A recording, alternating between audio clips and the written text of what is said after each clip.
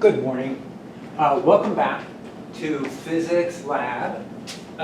Today's lab, we are going to be taking another look at friction. So we've already looked at friction in a previous lab. And today what we want to do is look at a more complex situation with friction, a little different from what we did last time, not quite as direct. What we're going to be doing is looking at these carts, and we're going to be looking at how much friction comes from the axles rotating on the carts. So here's kind of what these carts look like.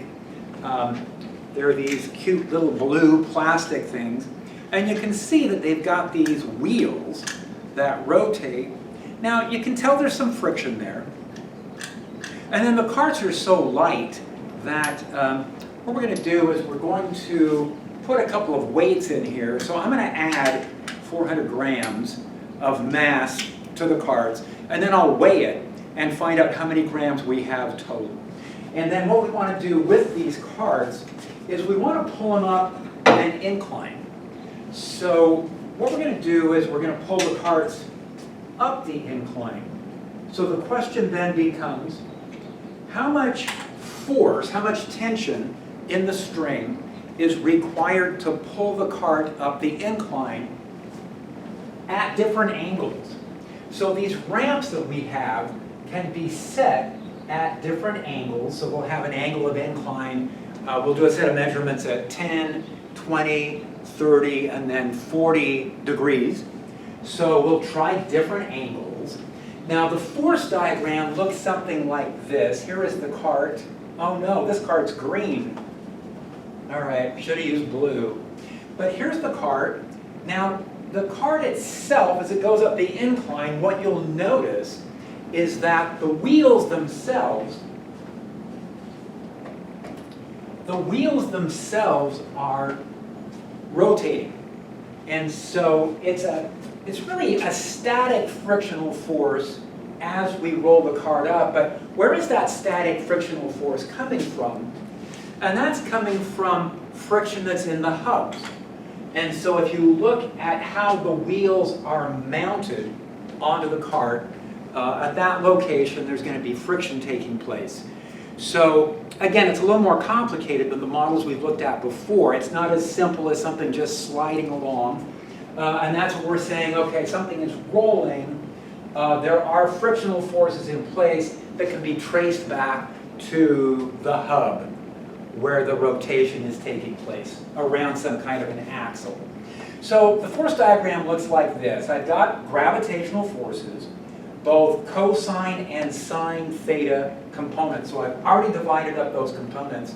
What we're going to do first of all is we're going to pull the cart upwards at a constant velocity. So we've had some practice in previous labs estimating what constant velocity would look like, and I think that's a good exercise, is to watch these carts, well, kind of like previous lab where we watched blocks slide along the surface.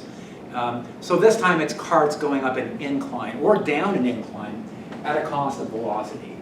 So I've drawn basically the very same force diagrams, except this one is for going up the incline and this one is for coming down the incline.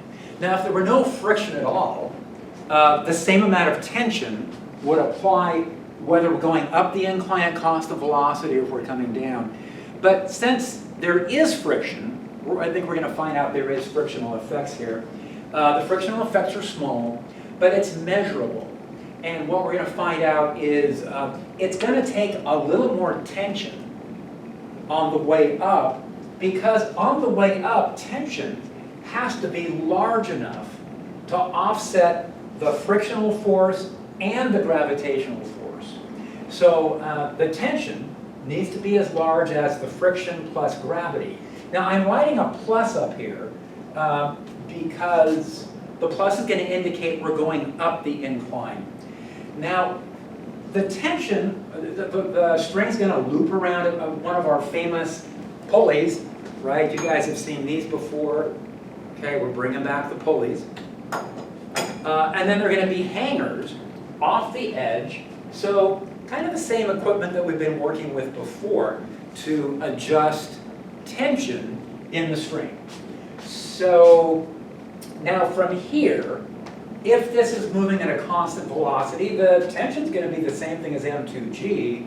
This is going to be dropping at a constant velocity, but still, if it's constant velocity, t equals m2g. So I can set these two equal to each other, solve for the frictional force, and it tells me if I go in and I measure the mass of the cart with the 400 grams included, and the mass that I'm hanging off the side, and that's going to be variable from one run to the next as we vary the angles. I need to get a measurement of m1, m2, the gravitational field, and I need to know the angle. From that, I can calculate how large the frictional force is. Now, it does turn out that the frictional forces are pretty small in these carts, so it's a small number that we're after. Now, we've looked at this one in some detail. How do things change when the cart comes down the incline? Well, if I'm letting the cart go down the incline, the tension is not going to be as large. The tension is going to be less. And so from this force diagram, what I can see is the frictional force combined with the tension is going to equal the gravitational component, m1g sine theta. So I've written that down. Now, the tension again is going to equal m2g. So that's interesting. I mean, that's something we've talked about in lecture, and it's kind of interesting to see it actually in application here. If this is going down at a constant velocity, t equals m2g.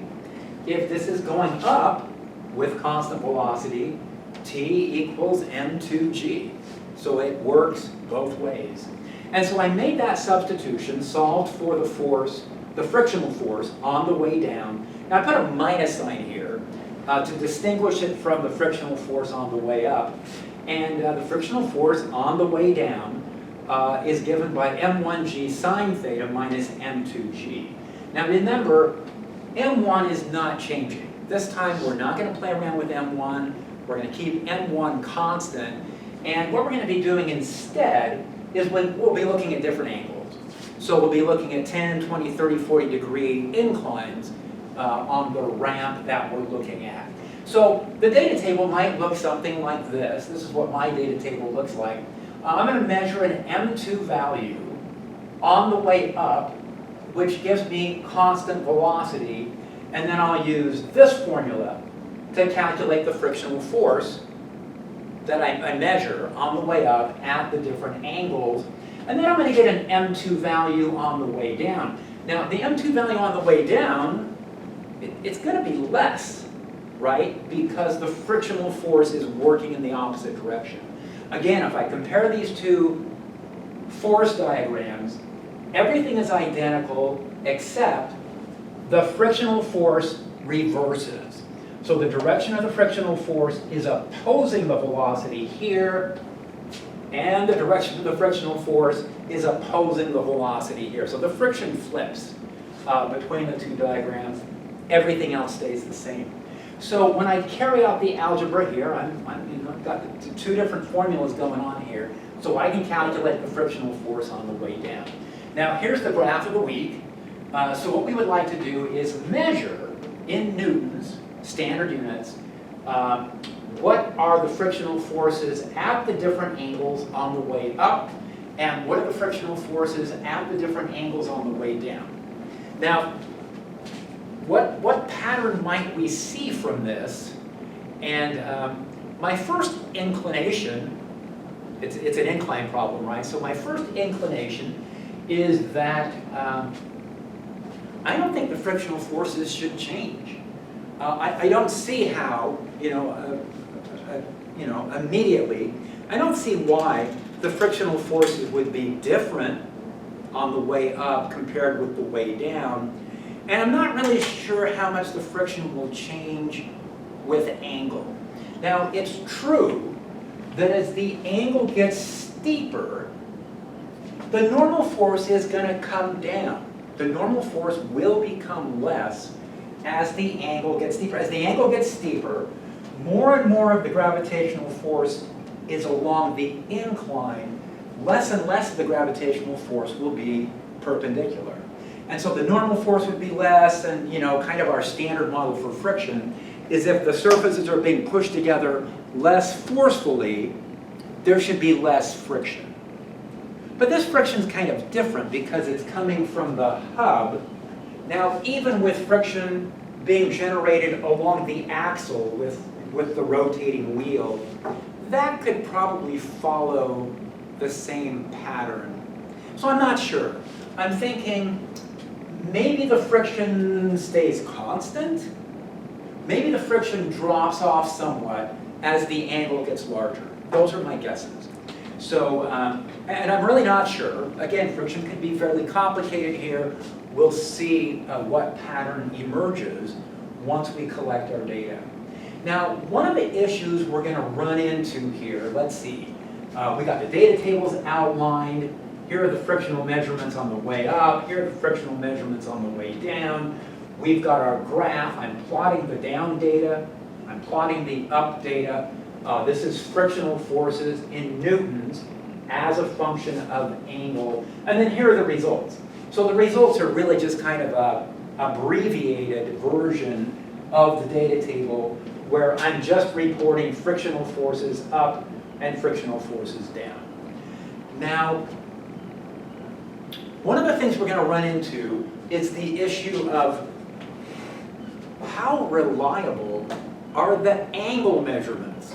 When I write down 10, 20, 30, 40 degrees, what I'm doing is I'm taking one of these inclines, one of these variable inclines, and I'm adjusting it. So I can actually release this and retighten it. Now, when I look at the scale on there, I can read the numbers off. There's a couple issues that come up, and that is the tabletop level to start with? And how reliable are these measurements? Are those accurate to, say, 1/10 of a degree? That may be the level of precision we would need. So let's take a different approach to the lab and double check the numbers here. What we're going to do is, once we've got all of this completed, let's go back and let's make the assumption that for a given angle, let's say we're looking at the 20-degree measurements. I'm guessing that if the incline's at 20 degrees, the friction on the way up and the friction on the way down, they should match. So what we can do is kind of flip the problem around, set the two frictional formulas equal to each other, and then solve for the angle. So the data table that I have set up here is saying, when I look at this incline, what I thought was 10 degrees and 20 and 30 and 40, what if we go in and solve for what I'm calling a corrected angle? Maybe that's a biased, if I'm calling it that, but let's say that we go in and imagine the forces are the same, and we could go in and calculate an angle. So we can calculate an angle independent of the 10, 20, 30, 40. And we can do that by taking, if you look at the formulas that we have for friction on the way up and friction on the way down, we can set those two formulas equal to each other. It says the sine of the angle is given by m2 plus, m2 on the way up, plus m2 on the way down, divided by 2 times m1. Now I wrote that as m1 plus m1 to make it look aesthetically pleasing. But we can solve this, we can take the inverse sine, solve for the angle. Now, what are we looking for here anyway? What's going to happen when we do this is I'm going to look at that angular measurement and see how close it lines up with the values 10, 20, 30, 40. Let's say we do some measurements and we do this corrected theta calculation. What if this turns out to be 10.3 degrees? Well, if it comes out to be 10.3, and that's just a number I'm making up right now, I'm going to go ahead and write that in. Then I think I would be forced to acknowledge that it's entirely possible that this was the correct angle, and that the friction both up the incline and down the incline were the same. So, you know, we could do a whole series of these. What if this turns out to be 19.8, and this turns out to be 31.0, and this turns out to be 38.7. I'm just making these up. If all of these are coming within, say, a degree, or maybe half a degree of the values, then what it's saying is that the experiment is, the frictional force we have is actually very small. And that when we go through and we look for corrected angles, the numbers that we're getting are entirely plausible. It could be that we've mismeasured the angle. Now, if that's the case, then what we should be able to do is take the corrected values. So take the corrected values, plug them back into these formulas, and they should turn out to be the very same thing. So what we could do then is we could go back and solve for the frictional forces using the corrected angles. So use these corrected angles, go back and resolve for what the friction was. Now sometimes what happens in the measurements, surprisingly, again, these frictional forces are really small. If there's a little mismeasurement in the angle, it turns out that some of these numbers could actually show up to be negative. But when we go through and use the corrected angle, we find out that the frictional numbers are going to always turn out to be positive. So anyway, we're going to do both. So we'll do the data tables for up and down and see what the frictional values look like. And then we'll come back and use this corrected angle approach and find out what the frictional forces are. Now for this, I also thought it might be interesting to solve for n.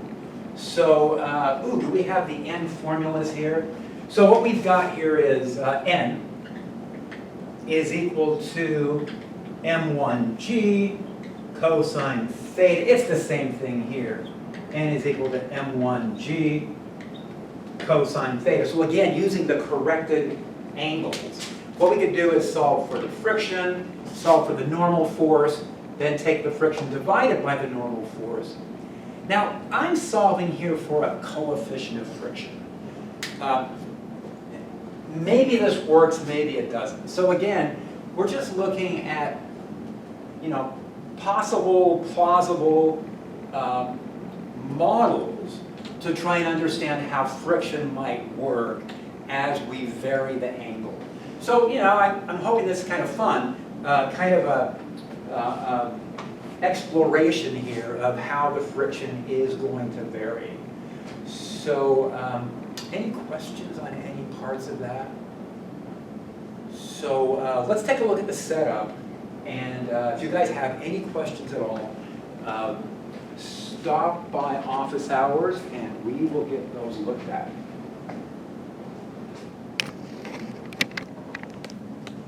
Here's what the setup looks like. And I've been collecting data. I've been setting the incline at different angles, 10, 20, 30 degrees. I'm up to 40 degrees now. And what I've got, if I look over here at M2, the hanger with the weights on it, I've got enough tension in the string right now that the friction is holding it in place. So if I go to higher mass on this side, I'm going to have to add some more mass on in order to get it to go up the incline at a constant velocity. If I give it a push right now, it doesn't keep going up. It slows down and stops. So there's enough frictional force right now to prevent it from going up the hill at constant velocity. But by adding mass and increasing the tension in the string, I'm going to find some point at which it goes up. Now, similarly, if I think of this as going down, it's not going down by itself either. So if I remove some of the mass, I'm going to find a point where it goes down the incline by itself. And so, as I said, I've been collecting data. So here's my set of numbers that I've collected so far. And a couple things I've been paying attention to. If you check and see here, I've got the post set up. Everything is tightened. I've aligned the pulley. And then what I've tried to do here is try to make sure once again that the string is parallel to the surface.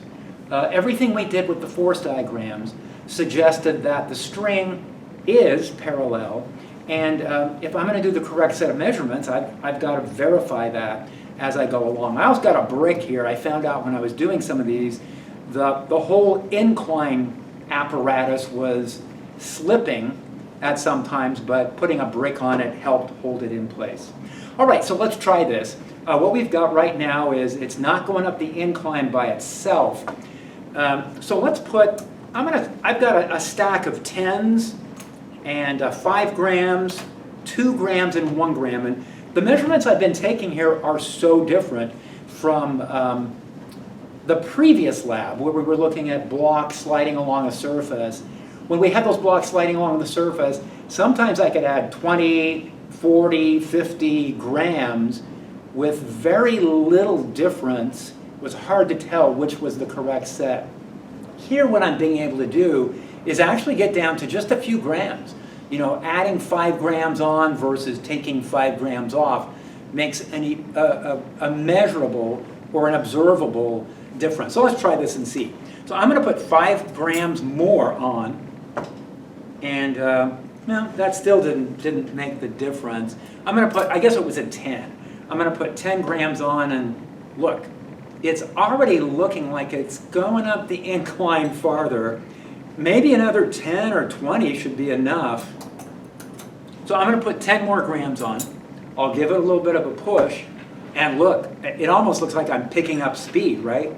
So that 10 grams went from definitely slowing down and stopping to definitely picking up speed. I'm going to have to take that 10 off, and I'm going to try a 5. The 10 I think was too much. So now I put a 5 gram on. I think I like the 5. Maybe we could even go a little less. That looks pretty good. Maybe I'll take the 5 off and put on, well, I'm going to start with a 2. Actually, the 2 looks pretty good. So that looks pretty good. So what I'm going to do is I'm going to set this at the bottom. I'm going to take this hanger off. I'm going to take this over to the scale. Oh, I was measuring another one here. I'm going to take this one off. So I'm going to measure this one and see what it tells me. And that is coming in at 341.9.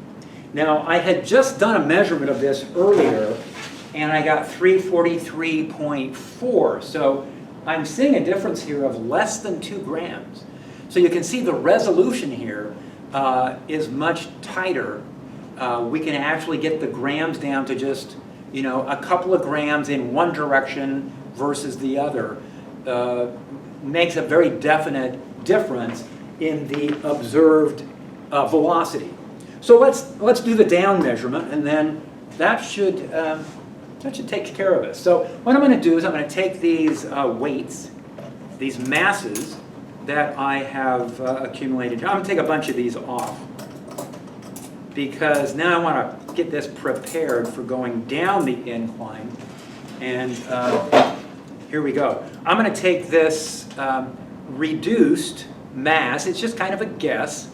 I'm going to try and get back to that point where it was stable, where it would just stop. Let's see if I'm there. It's already going down by itself. So, and it's picking up speed. So I definitely need to add some more back on. I removed too much. See how it just kind of takes off by itself? I'm thinking of using some 5 grams. So here's an additional 5 grams. See what that does. It's still going down by itself. Maybe another 5. So I'm putting 5 grams more on. That's looking pretty good. So again, let me try this. I almost feel like it's picking up speed a bit. I'm going to put a 2 gram weight on here, a 2 gram mass. Now, it doesn't need to take off by itself. I can give it a push. So I'll give it a little bit of a push. Wow, I kind of like that constant velocity right there. That looks good. I'm going to try a 1 gram and see how much difference I get by just adding 1 more gram on. Ooh, I think I like that the best. So here we are. I'm going to give it a little bit of a push, maybe a little more. That's a nice steady velocity all the way down. Let's see what happens with 1 more. So you can see we're getting down to a resolution here of plus or minus 1 gram almost.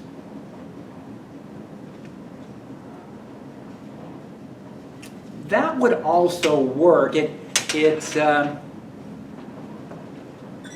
almost feels like it might be slowing down, but either one of those measurements would work.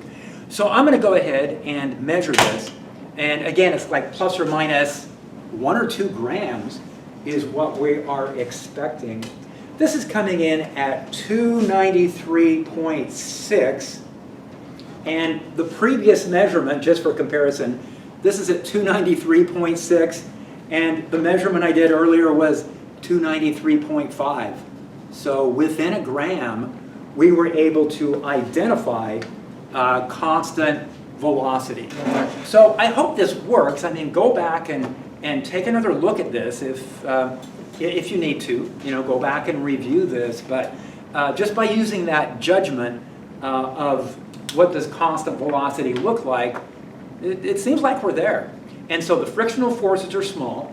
It's going to be interesting. I'm waiting to go home and take a look at the numbers. I know I'm not supposed to leave lab until I'm done with all my calculations, but I am interested in carrying out the calculations, see what I get for the frictional forces, and then I'm very interested in those corrected angles.